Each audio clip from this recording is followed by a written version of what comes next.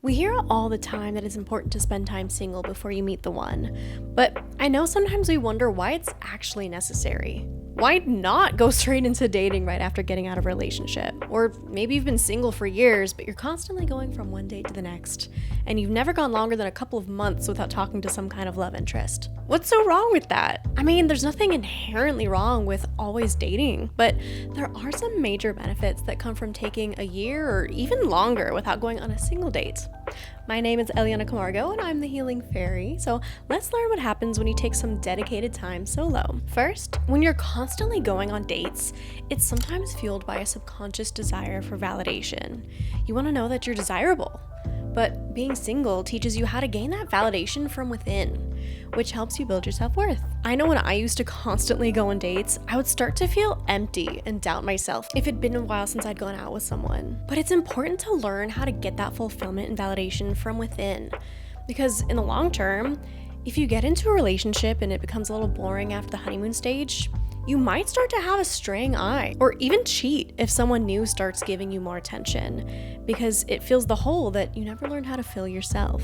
If your self-worth is tied to how a romantic interest sees you, their approval or lack thereof can dictate your mood, your confidence, and your self-esteem. Plus, if your self-worth is based on being in a relationship, breakups don't just hurt, they shatter your identity because they feel like proof that you're not lovable or you're not good enough. Second, it's so important to learn how to enjoy being alone.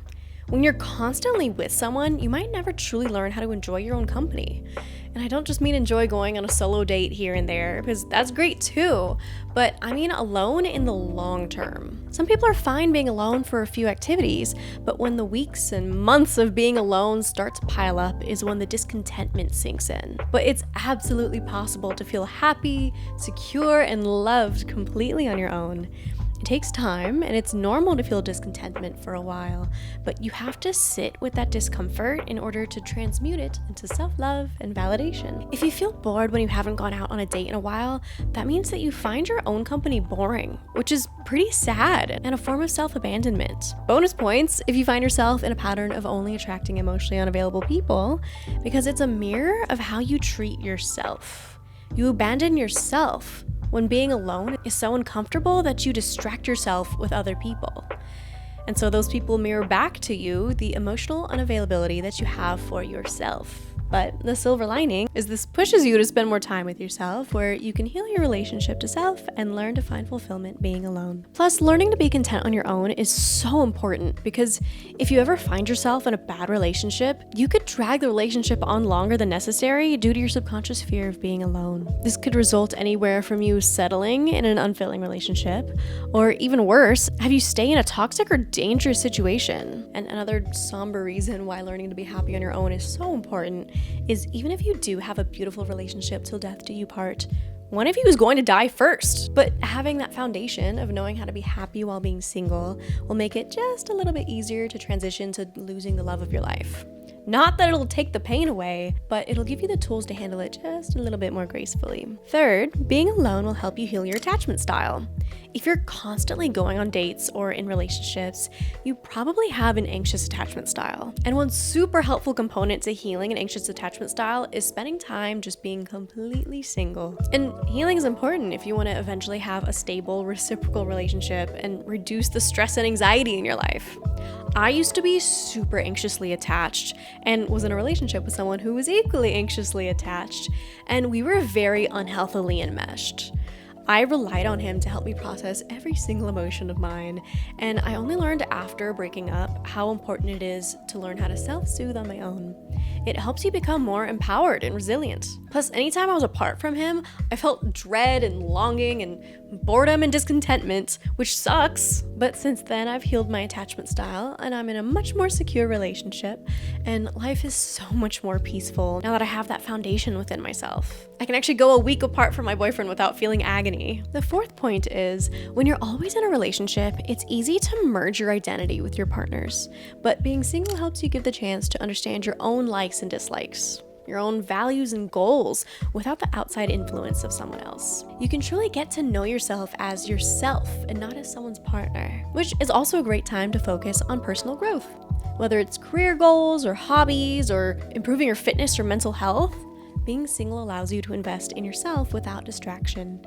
You can grow into the best version of yourself, which will also make you a better partner in the future. This time also allows you to invest in friendships more than being in a relationship allows time for. And friendships are so deeply important, I think even more than a romantic relationship is. Having a community is the foundation to a fulfilling life, so nurturing those connections is imperative. Plus, this time will help you figure out what you actually want in a partner instead of settling. Building your self-worth and self-resilience helps increase the standard that you hold for relationships. It always blows my mind when I see people in back-to-back relationships because there aren't that many good partners worthy of being in a relationship with. Time alone helps you clarify your standards, boundaries, and deal breakers. I think it's important to learn to be pickier and not settle, which also increases the likelihood of your relationship lasting. Not to mention, jumping into a new relationship too quickly will probably come with some baggage from your last relationship, like the heartbreak that hasn't fully healed but is suppressed and will come back to the surface down the line, which isn't fair to your partner. But if you give yourself the proper time to heal, you'll have the clarity to see if your next partner is actually good for you or is just an emotional band-aid. So all of this combined will give you a more solid foundation for future relationships. When you learn to enjoy your own company and build a life that feels good without a partner, you change the way you show up in relationships. You're no longer looking for someone to complete you because you're already whole. And when two whole people come together, it's not about filling a void, it's about sharing the joy of life together. You stop settling, chasing emotionally unavailable people, or staying out of fear. You're clearer on your needs, stronger in your boundaries, and less likely to lose yourself trying to keep someone. Instead of making your partner your whole entire world, they become a beautiful part of a full life that you already love. That space and emotional stability lets real love grow, which will help your romance grow brighter. And instead of entering a relationship out of need, like to feel worthy or to fill a hole, you'll enter it with peace. But remember, taking time to be intentionally single isn't about avoiding love forever. It's about ensuring that when you do choose to love again, it's coming from a place of confidence, clarity, and emotional wholeness. It's too easy to swing in the other end of the spectrum and feel like you're not allowed to enter a relationship until you're perfect or until you're 1,000% healed. But that's not how life works. We'll never be perfect, and there are components of healing your attachment style that you can only do while in partnership with someone else. So it's important to find the balance of spending some intentional time single for a year or two, and then get back into the dating scene with a new relaxed mindset once you feel ready. I hope this video resonates with you. If it does, then give it a like to help out my channel, and subscribe if you want to see more content about mental health and well-being. And with that, I'm sending you so much love. Bye!